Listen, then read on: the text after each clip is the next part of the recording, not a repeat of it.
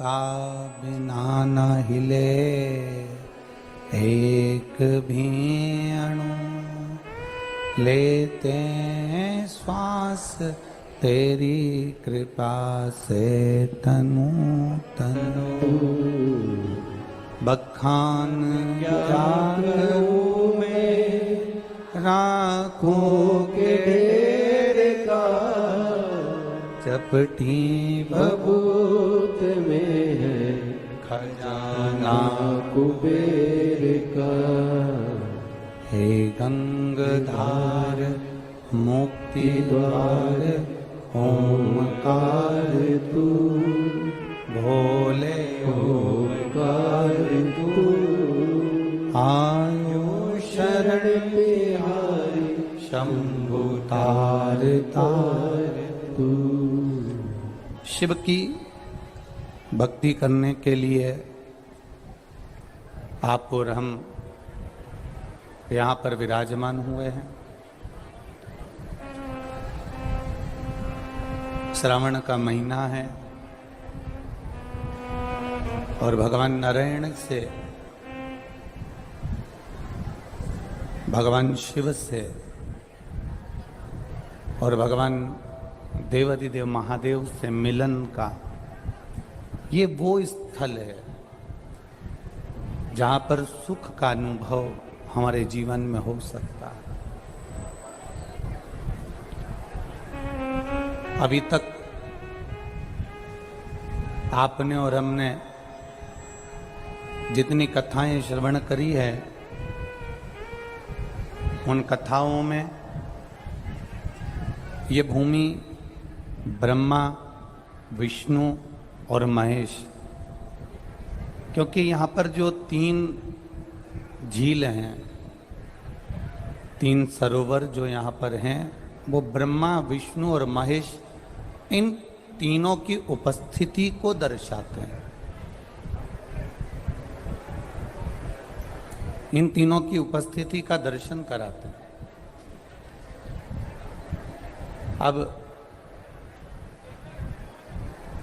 हमें परमात्मा को खोजना है कि परमात्मा मिले कैसे।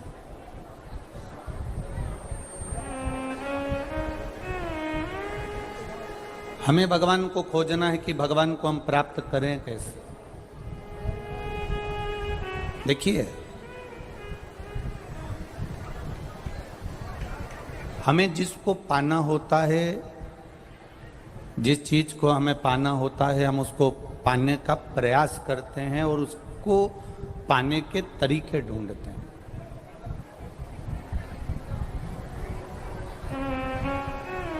हम उसको पाने के लिए कुछ ना कुछ तरीका ढूंढा करते हैं कि वो हमको मिल जाए जिसकी हमें चाह है। अगर व्यक्ति एक गाड़ी लेना चाहता है तो वो ये विचार करता है कि मुझे ये गाड़ी मिलेगी कैसे, मैं उसको प्राप्त कैसे कर सकूं, मैं क्या करूं कि ये गाड़ी मुझे प्राप्त हो जाए। वो सोचेगा कि मैं अपनी अंगूठी गिरवे रख दूं, या मकान रखूं, या मैं मेहनत करूं, या मैं कैसा कुछ ना कुछ ऐसा करूं जिससे मुझे ये गाड़ी प्राप्त हो जाए, मुझे ये गाड़ी मिल जाए। वो प्रयास कर रहा है। बहुत ध्यान देना कथा पर। हम किसी वस्तु को चाहते हैं, हम किसी को चाहते हैं, हम उसको चाहते हैं तो उसको पाने का प्रयास करते हैं, और पाने का प्रयास अर्थात उसको पाने के लिए हम बहुत मेहनत करते हैं, बहुत प्रयास करते हैं कि कैसे भी वो वस्तु हमको मिल जाए, वो वस्तु हमें प्राप्त हो जाए। नए नए तरीके ढूंढते हैं उसको पाने के लिए, नए नए तरीका ढूंढते हैं उस वस्तु को प्राप्त करने के। जब आप बहुत मेहनत कर देते हैं, बहुत प्रयास कर लेते हैं, बहुत ज़्यादा चाहत आपकी बढ़ जाती है, तो आपकी मेहनत रंग लाती है और वो वस्तु आपको प्राप्त हो जाती है आपकी मेहनत के बल पर। वो आपको मिल जाएगी, वो आपको प्राप्त हो जाए। जैसे किसी वस्तु के लिए आपने मेहनत करी और उस वस्तु को आपने आखिरी में पा ही लिया, उसी तरह जिस दिन आप मेरे देव अधिदेव महादेव के लिए दिल से प्रयास करना प्रारंभ करोगे, उस दिन महादेव को भी आप प्राप्त कर सकते हो, वो आपको मिल सकता है। उसको मिलने में देरी नहीं लगती, वो मिलता बड़ा जल्दी है बहुत, क्योंकि उसका नाम भोला है।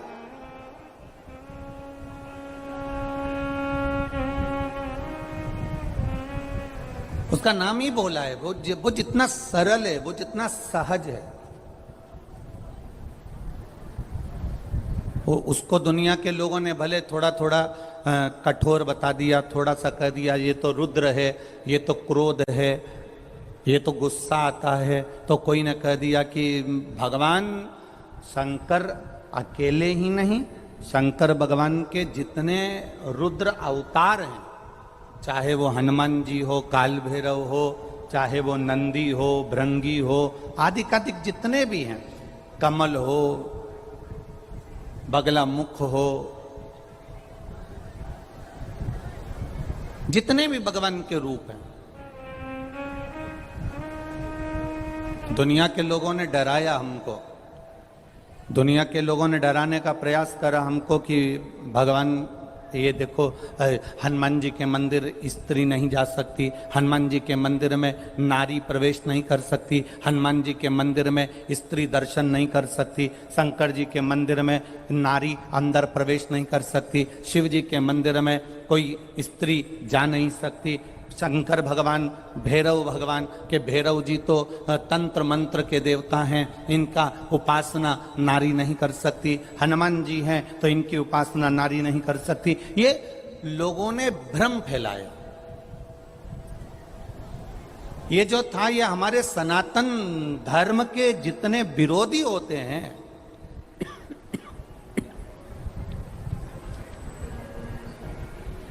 सनातन धर्म के जितने विरोधी हैं, सनातन धर्म का जितना विरोध करने वाले होते हैं, वो हमारे सनातन धर्म को तोड़ने के लिए यहीं से शुरुआत करते हैं। क्या शुरुआत करते हैं कि तुम मंदिर मत जाना, स्त्री मंदिर नहीं जाए, हनुमान जी के दर्शन मत करना, शंकर जी के मंदिर मत जाना, भैरव जी के मंदिर मत जाना, इनके मंदिर मत जाना, उनके मंदिर मत जाना, वहां जाने से ऐसा हो जाता है, भगवान को जल चढ़ाने से वैसा हो जाएगा, तो हनुमान जी का दर्शन करने से ऐसा हो जाएगा।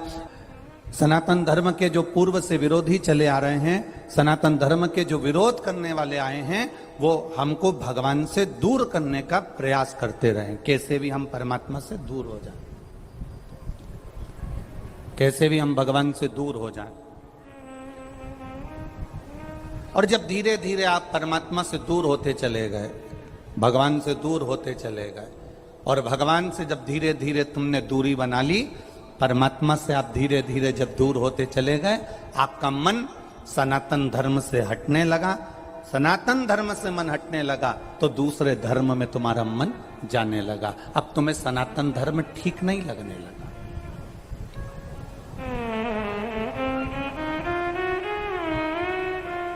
अब एक नया विरोध चालू हो गया, सनातन धर्म को फिर तोड़ने का। अब नए बेटा बेटी मंदिर जाना चालू कर दिया, करे कि नहीं करे? बोलो बोलो, जम के बोलो राजस्थान वाले, करे ना? छोटे छोटे बच्चे मंदिर जा रहे कि नहीं जा रहे? बेटा बेटी नवयुवक बच्चे मंदिर जा रहे कि नहीं जा रहे? पशुपति व्रत कर रहे कि नहीं कर रहे? एक लोटा जल चढ़ा रहे कि नहीं चढ़ा रहे? अब जब पूरे भारत में सनातन धर्म आगे बढ़ गया और लोग मंदिर जाना चालू कर दिए, तो फिर विधर्मियों ने एक नई चाल चलना चालू कर दी और एक दो हमारे सनातन धर्म के लोगों के कान में भरना चालू करा कि अब मंदिर में जाना तो ये ऐसे कपड़े पहनकर लड़की ना आए, वैसे कपड़े पहनकर लड़के ना आए, ऐसे वस्त्र पहनकर लड़कियां ना आए। उन्होंने चाल चलकर हमारे सनातन धर्म वालों को कह दिया। तो लोगों ने ये कह दिया कि मंदिर जाना तो ये इस कपड़े को पहनकर मत जाना। अब बताओ, ईमानदारी से बोलना, भोलेनाथ तुम्हारा कपड़ा देखता है कि तुम्हारा कलेजा देखता है? शिव कपड़े से कभी प्रसन्न नहीं हुए।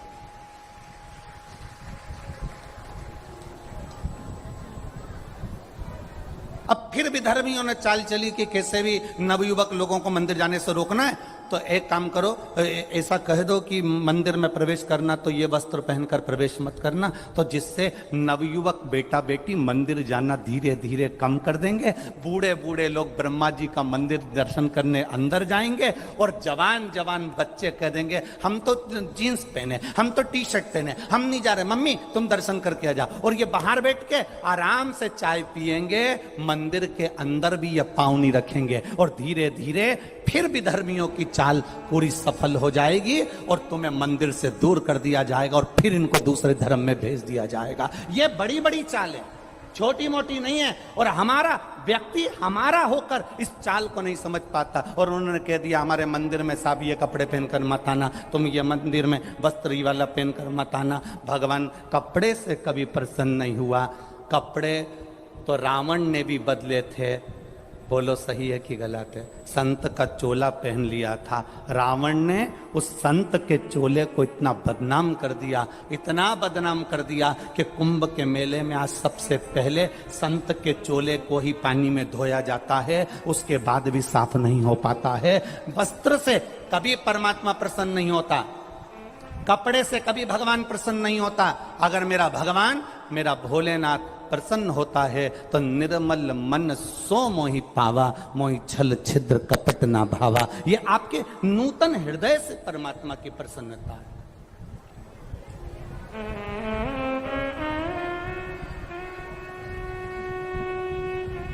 ये आपके नूतन हृदय से परमात्मा की प्रसन्नता का भाव है। आपके हृदय से भगवान की प्रसन्नता है। भगवान को ना तुम्हारा वस्त्र देखता है, ना भगवान तुम्हारी दौलत देखता है, ना भगवान तुम्हारा धन देखता है, ना भगवान तुम्हारा वैभव देखता है। भगवान अगर देखता है तो केवल तुम्हारे मन में जो भोलापन है, तुम्हारे मन में जो श्रद्धा समाई है, तुम्हारे मन में जो विश्वास जागृत हुआ है परमात्मा के प्रति, परमात्मा केवल वही देखता है। उसके सिवाय भगवान कुछ नहीं देखता। भगवान देखता ही नहीं है। अरे भाई,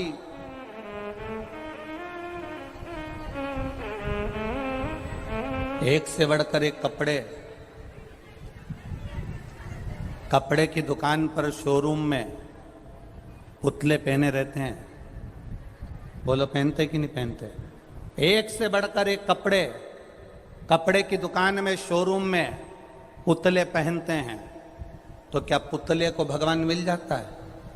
अगर कपड़े बदलने से परमात्मा मिलता होता तो शोरूम में जो पुतले होते हैं उनके रोज कपड़े बदले जाते हैं तो भगवान उनको मिल जाता। पर कपड़े बदलने से नहीं, भगवान तुम्हारा भजन करने से तुम्हारे सम्मुख में आकर प्रकट हो जाता है, तुम्हारे सामने आ जाता है। उसको कपड़े से मतलब नहीं रहता।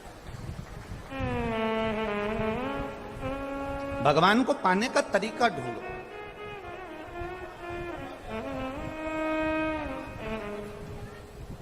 भगवान को पाने का जब तरीका हम ढूंढेंगे, भगवान को पाने का जब तरीका ढूंढने का हम प्रयास करेंगे, भगवान को पाने का जब हम प्रयास करेंगे तो हमारा परमात्मा हमारे सामने होगा।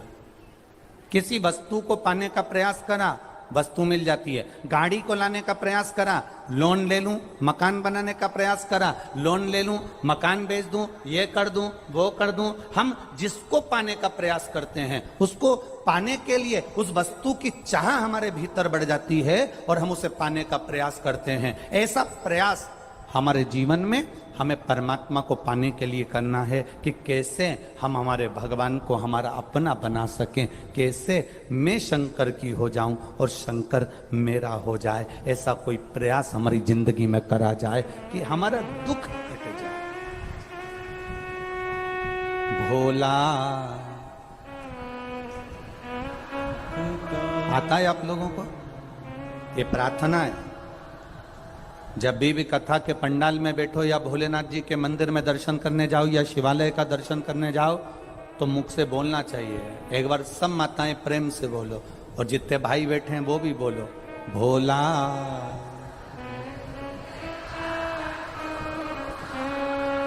ओ भोला सब दुख काटो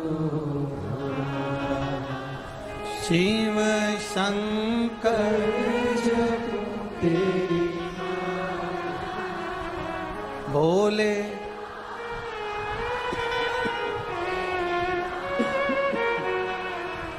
भोला सब दुख काटो ओ भोला सब दुख काटो। ये शिव की प्रार्थना, शंकर भगवान को निवेदन, शंकर का अनुमोदन, शिव भक्ति, शंकर भगवान से प्रार्थना, अपने हृदय से शिव से कहना, अपने मन से भगवान शंकर का गुणगान कर। एक पत्र आया है, देखिए।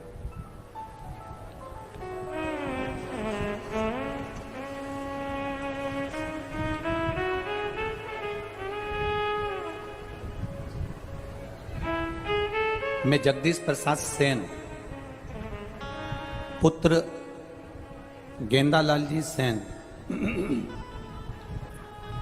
उम्र 67 वर्ष। कहीं बैठे हैं गेंदालाल जी? जगदीश प्रसाद सेन कहीं बैठे हो तो हाथ हिलाइएगा। आप ही हैं? ऐसे हाथ हिला दो जगदीश जी। इतने सारे लोग क्यों खड़े हैं? परिवार वाले हैं क्या?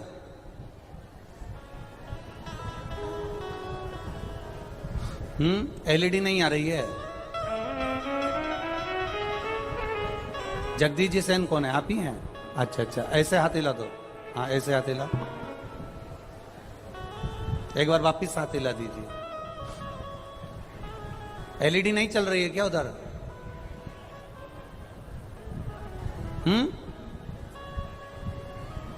आवाज तो आ रही है ना? एलईडी नहीं चल रही, उधर की एलईडियां चालू करिए। मैं जगदीश प्रसाद सेन, जगदीश जी हाथ हिलाइए एक बार वापिस। पुत्र गेंदालाल सेन, उम्र 67 वर्ष, निवासी परबतसर, जिला नागौर, राजस्थान का निवासी हूं। 7 वर्ष से मानसिक रूप से परेशान था। 7 साल से घर के अंदर बंद रहता था, कभी 7 वर्ष में बाहर नहीं निकला। मेरा धंधे में मन नहीं लगता, कार्य में मन नहीं लगता। गुरुदेव, परिवार वालों ने पहली बार मुझे शिव महापुराण की कथा सुनाई और भगवान की महिमा का मैं क्या वर्णन करूं। जिस जिस चीज का टेंशन था, केवल टीवी के सामने कथा सुनकर बाबा से प्रार्थना करता था और बाबा मुझे सुन लेता था। 7 वर्ष के बाद बाबा ने मुझे, अपनी घर से ही मैं निकलता नहीं था, 7 साल के बाद पहली बार मुझे बाबा ने बाहर निकाला। मैं बाबा को धन्यवाद देने के लिए आया। मानसिक टेंशन, पारिवारिक टेंशन, ये जीवन में परेशानियां चलती रही, पर बाबा ने सब परेशानियां दूर करी। जगदीश प्रसाद सेन, निवासी ग्राम परबतसर, जिला नागौर, राजस्थान का निवासी। बैठिए, आप ठीक हैं? श्री शिवाय नमस्तु। एक पत्र और बड़ा सुंदर आया है, देखिए।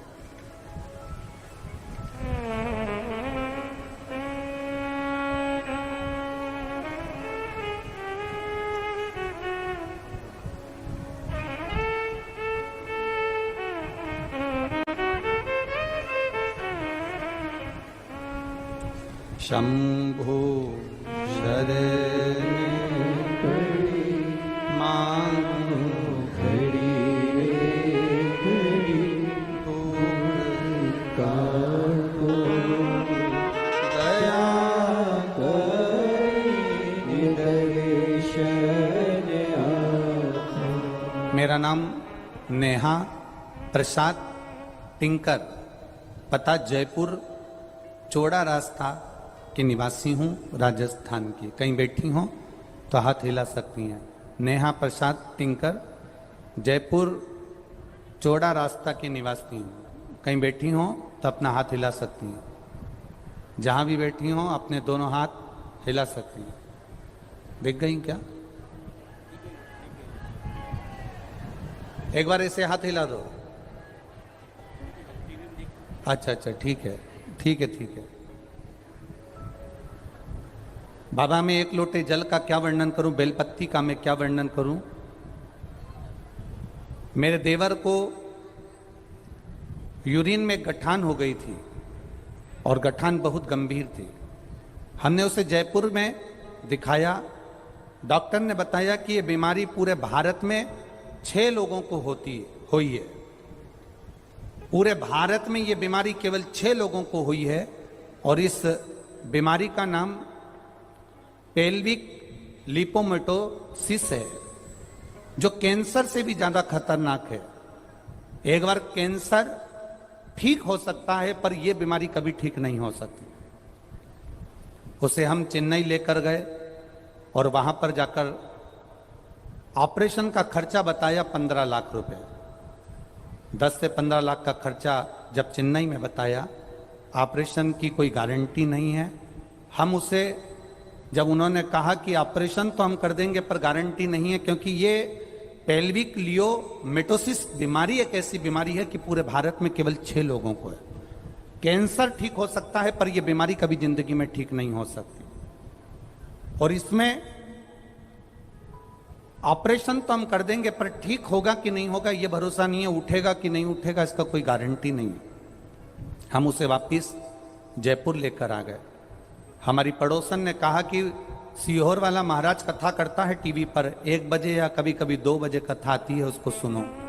हमने शिव महापुराण की कथा टीवी पर सुनना चालू करी। मेरे पति ने मंदिर जाना चालू करा। 1 लोटा जल चढ़ाते, बेलपत्र लेकर आते, देवर को देते। कुंदकेश्वर महादेव का नाम लेकर जल चढ़ाकर जब देवर को देना चालू करा, बेलपत्र खिलाना चालू करा, वापिस ऑपरेशन के हिसाब से चेन्नई लेकर गए तो डॉक्टर ने जब जांच करी तो बताया कि इसके शरीर में कोई बीमारी नहीं है, बीमारी ठीक हो गई। हम बाबा को यहाँ प्रणाम करने के लिए आए। हर हर महादेव। बैठिए बहन, हर हर महादेव। अब ठीक है वो? श्री शिवाय नमस्तुभ्यम। बैठिए। शिव तत्व होता ही ऐसा।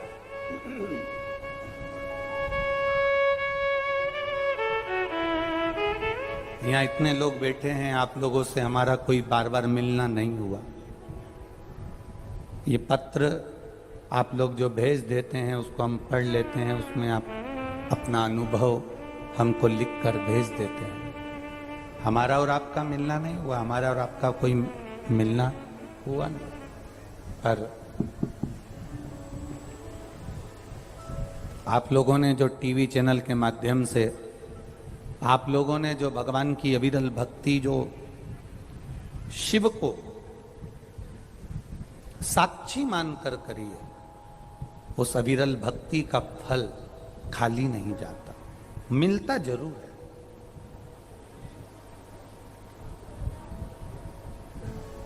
हम पहले भी कथा में कहे, आज फिर कह रहे हैं कि गाड़ी को लाने के लिए प्रयास करा जाता है,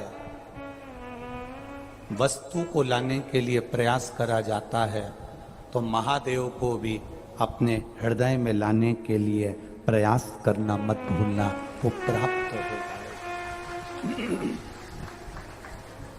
आप करो प्रयास, वो मिलेगा। आप करो पुकार, वो मिलेगा। खाली ना जाता कोई दर से तुम्हारे, खाली ना जाता कोई दर से तुम्हारे, मैं भी खड़ा हूँ नन्ही बाहें पसारे, अपने हृदय से लगा लो, लगा लो, गिरा जा रहा हूँ, उठा उठा, प्रभु अपने दर से अब तो लगा लो, गिरा जा रहा हूँ, उठा उठा। भगवान से आप जो दिल से कहें वो दिल से सुनता है। ब्रह्मा जी का सिर कट गया था, काल भैरव को भगवान शंकर ने प्रकट कर दिया था और काल भैरव ने जाकर ब्रह्मा जी को अपने हाथ की उंगली का नख तोड़कर उनका शीश काट दिया था। काल भैरव, जब काल भैरव ने शीश काट दिया, शीश कट गया,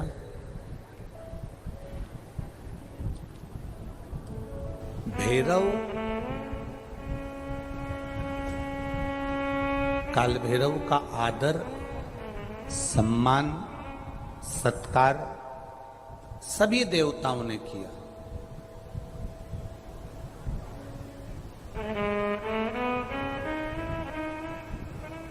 भैरव क्षेत्र का देवता होता है। भैरव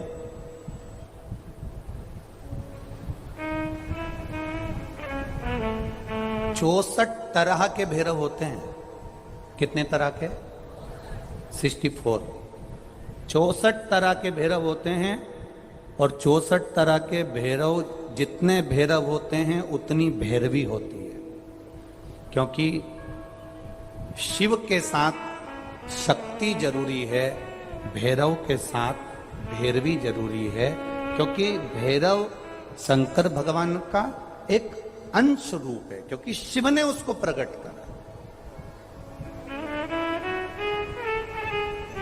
हाँ, दुनिया के लोग भले भैरव जी को बदनाम करने में लगे, ये तो शुरू से चला आ रहा है।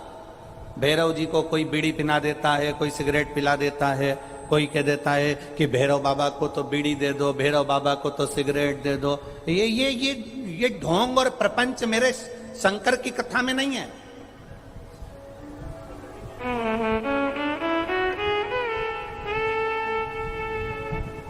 शिव का एक अंश है भैरव।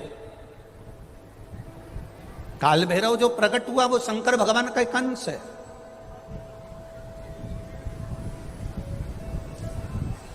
काल भैरव जो प्रकट हुए वो शिव का एक अंश रूप है। और काल भैरव जब प्रकट हुए, सारे देवताओं ने उनका आदर करा, इंद्र ने उनका सम्मान करा, इंद्र उनकी सेवा में लगे, वायु देव, गरुण देव, वरुण देव, जितने भी देवता हैं सब ने उनका आदर करा। अब आदर करते करते करते करते माता लक्ष्मी जी ने भी काल भैरव को निमंत्रण दिया। जरा सुनिएगा, बहुत सुंदर कथा है पुष्कर राज की। इस कथा को अपनी जिंदगी में उतारना जरूर। काल भैरव का निमंत्रण माता लक्ष्मी जी ने दिया और माता लक्ष्मी जी ने काल भैरव को निमंत्रण दिया कि काल भैरव आप बैकुंठ में पधारो और बैकुंठ की भूमि को आप पधार कर आनंदित करिए। तो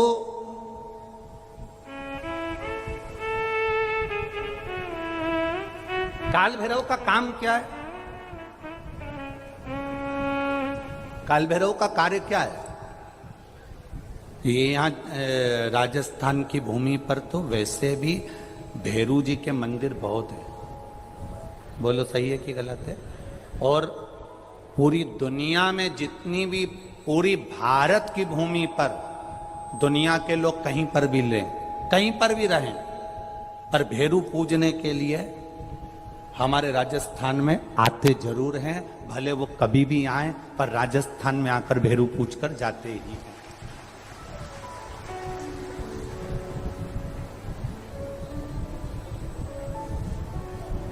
भैरव का काम क्या है?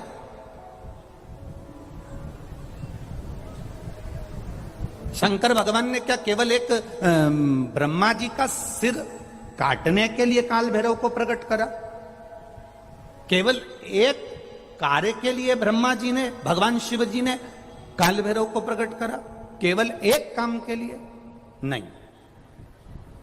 मेरा भोलेनाथ एक कार्य के लिए काल भैरव को कभी प्रकट नहीं कर सकता, क्योंकि मेरे भोलेनाथ ने जब जब जो काम किया है वो संपूर्ण ब्रह्मांड के कल्याण के लिए किया है। इसलिए ब्रह्मा के सिर काटने के लिए, अकेले केवल ब्रह्मा का सिर काटने के लिए भगवान काल भैरव को प्रकट नहीं कर सकते। तब काल भैरव के प्रकट होने का कारण क्या है? भैरव के प्रकट होने का कारण क्या है? भैरू जी के प्रकट होने का कारण क्या है? भैरव प्रकट क्यों हुए हैं? तो शंकर भगवान जब काल भैरव जब नारायण के यहां बैकुंठ में गए और भगवान बैकुंठ में जब पहुंचे तो लक्ष्मी जी ने भगवान नारायण से पूछा, प्रभु मेरे मन के संशय को मिटाइए, ये भैरव प्रकट क्यों हुए हैं? केवल ब्रह्मा का सिर काटने के लिए?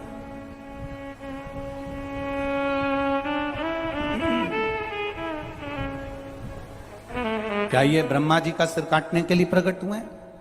आखिर भैरव प्रकट क्यों हुए? केवल एक ब्रह्मा का सिर काटने के लिए? भगवान विष्णु ने कहा नहीं, केवल ब्रह्मा का सिर काटने के लिए काल भैरव नहीं प्रकटे। लक्ष्मी सुनो, आज मैं तुम्हें सुनाता हूं काल भैरव भगवान शंकर ने क्यों प्रकट करा। उसका कारण केवल एक है। जब देवाधिदेव महादेव अपने नेत्र बंद कर कर बैठ जाते हैं और समाधि में लीन हो जाते हैं, साधना में लीन हो जाते हैं, तब काल भैरव का दायित्व बढ़ जाता है। भैरव का दायित्व बढ़ जाता है।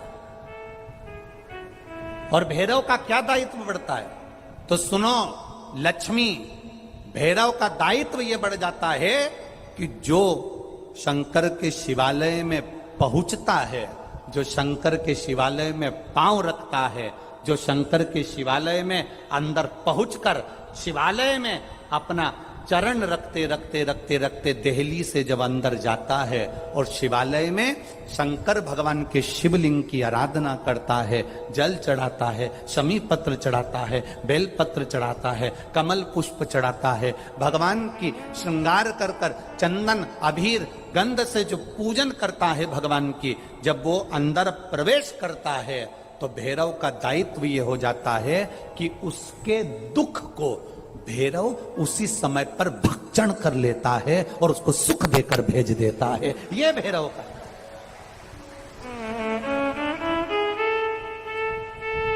ये दुनिया के जितने लोग जहां जहां रह रहे हो,